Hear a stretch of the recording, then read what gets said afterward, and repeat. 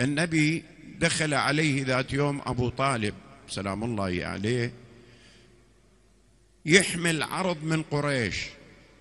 قال: يا ابن أخي، هؤلاء قومك يطلبون منك الآتي: أن تتنزل عن هذا الدين الجديد، ويعطونك عروض لطيفة لعله تكون مقبولة. إن أردت إمارة أمروك عليهم، سووك سيد مكة، وإن أردت مالا جعلوك أكثرهم مالا، بس اترك هالدين. فالتفت إليه النبي، والإسلام كان في غاية الضعف، ماكو أنصار، قوة وكبرياء قريش كله كان بوجه النبي، كله مناهض للرسالة. المفروض النبي بذيك اللحظة مثلا يشعر بشيء من التردد، من الوجل، ممكن يعطي بعض التنازلات.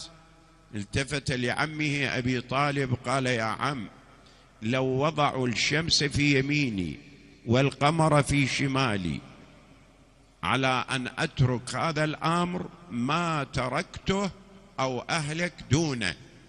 يعني أنا مستعد للتضحية من أجل هذه الرسالة.